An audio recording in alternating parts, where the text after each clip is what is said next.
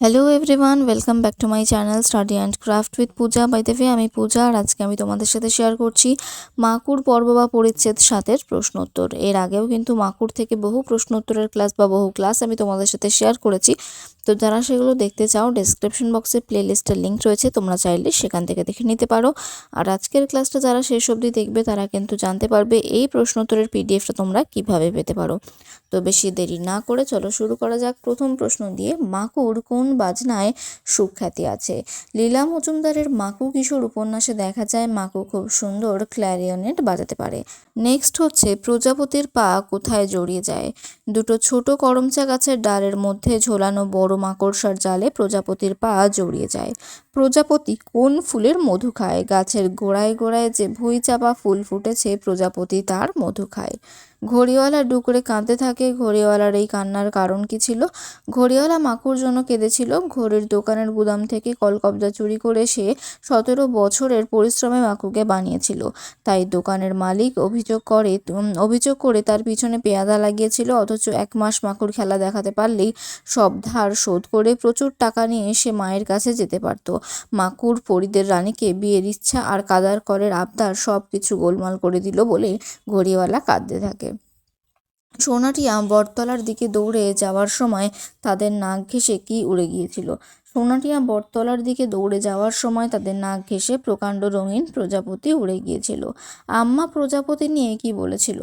যে সোনাকে তার আম্মা বলেছিল যে প্রজাপতিদের ডানার রঙের গুঁড়ো হাতে লেগে গেলে তারা আর উড়তে পারে না, মাটিতে পড়ে যায়। নেক্সট হচ্ছে জন্তুরা যখন কাবু তখন কে বাজিমাত করে দিতে পারতো? জন্তুরা যখন জোলাপ খেয়ে কাবু হয়ে পড়েছিল তখন মাকু থাকলে সে খেলা দেখিয়ে বাজিমাত করে দিতে পারত। এই বলে হোটেলওয়ালা একটা দীর্ঘ নিঃশ্বাস ফেলল। হোটেলওয়ালা কি বলেছিল? যে জাদুঘর মাকুর খোঁজ করলে হোটেলওয়ালা জানায় সে কাঁদার কলের জন্য ঘড়িওয়ালাকে খুঁজতে গেছে।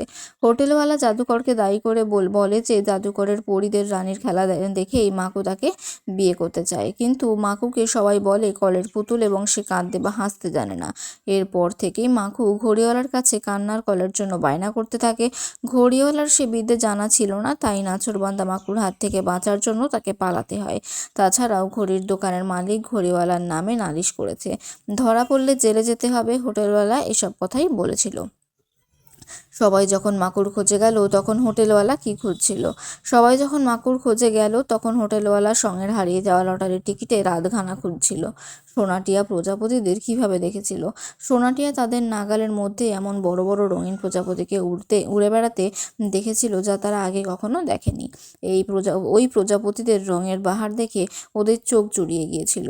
ওরা দেখেছিল প্রজাপতিগুলির গায়ে নীল, সবুজ, সাদা, কালো বর্ডার দেওয়া, লাল সুতো আঁকা রামধনু রঙের চোখ বসানো।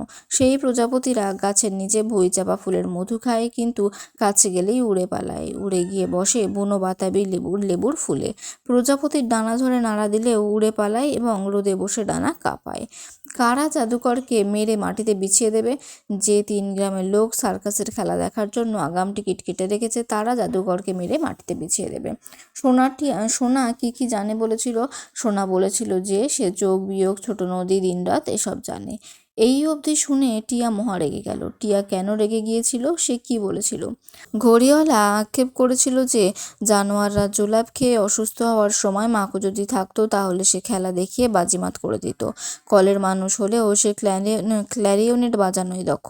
পরীদের রানীকে বিয়ে করার প্রবল ইচ্ছে না হলে সে খেলা দেখিয়ে ঘড়িওয়ালাকে বড়লোক করে দিতে পারত। এই কথা শুনেই টিয়া রেগে গিয়েছিল। টিয়া বলতে চায় যে এই ঘড়িওয়ালাই বলেছিল যে মাকুর কলকবজা খুলে থলে পুড়ে যার জিনিস তাকে ফিরিয়ে দেবে। এরপরে মাকুকে তারা কি করতে চায় সেটাও টিয়া বলতে গিয়েছিল, কিন্তু সোনা তার গালে চড় মারায় সে কাঁদতে শুরু করে। নেক্সট হচ্ছে ঘড়িওয়ালা কি খাওয়ার জন্য আক্ষেপ করেছিল?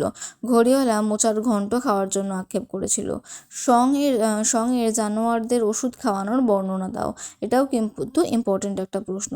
সার্কাসে খেলা দেখানোর আগে জানোয়ারদের ভিটামিনের বড়ি খাওয়ানোর দায়িত্ব ছিল সঙ্গের ওপরে। অনেক খোঁজাখুঁজির পরে সঙ্গ তার ইঁচড়ের পকেট থেকে ছোট সবুজ রঙের কৌটোটি খুঁজে পেল। এরপর এক টুকরো গুড়ের সঙ্গে একটি করে বড়ি সে জানোয়ারদের গালে ফেলে দিল। কিন্তু বিপত্তি শুরু হলো সঙ্গেই। আসলে ভিটামিনের বদলে সঙ্গ ভুল করে জানোয়ারদের জোলাপ খাইয়ে দিয়েছিল। ফলে জানোয়ারগুলো অতি দ্রুত অসুস্থ হয়ে পড়ল। তাহলে এই পর্ব থেকে যে ইম্পর্টেন্ট প্রশ্নগুলো ছিল বা সাজেশনের প্রশ্ন তোমরা বলতে পারো, সেগুলো আমি আজকের ক্লাসে তোমাদের সাথে শেয়ার করলাম। আশা করছি ক্লাসটা তোমাদের ভালো লাগলো। যদি ক্লাসটা ভালো লাগে আর এই ক্লাসের পিডিএফটা তোমরা পেতে চাও, তাহলে ক্লাসটাকে অবশ্যই লাইক করো, কমেন্ট করো, বন্ধুদের সাথে বেশি করে শেয়ার করে দাও। যারা এখনও চ্যানেলটা সাবস্ক্রাইব করোনি তারা সাবস্ক্রাইব করে নাও। আর তারপরে স্ক্রিনে দেওয়া মেল আইডিতে তোমরা আমাকে মেল করতে পারো। স্ক্রিনে সাবজেক্ট যেটা দেখতে পাচ্ছ অ্যাজ ইট ইজ সেটাই লিখবে, আর কম্পোজ মেলে তোমরা তোমাদের নামটা লিখে মেলটা পাঠিয়ে দিলে কিন্তু খুব ইজিলি তোমরা পিডিএফটা পেয়ে যেতে পারো। এছাড়াও যারা টেলিগ্রাম চ্যানেলের মাধ্যমে নিতে চাও, ডেসক্রিপশন বক্সে টেলিগ্রাম চ্যানেলের লিঙ্ক রয়েছে। ক্লাসের পরে আমি সেখানেও পিডিএফটা দিয়ে দেবো, তো তোমরা চাইলে টেলিগ্রাম চ্যানেলে জয়েন করে যেতে পারো। আর আজকের এই পিডিএফটার পাসওয়ার্ড কিন্তু হবে 25। তাহলে আজকের ক্লাসটা এখানেই শেষ করছি। Thank you.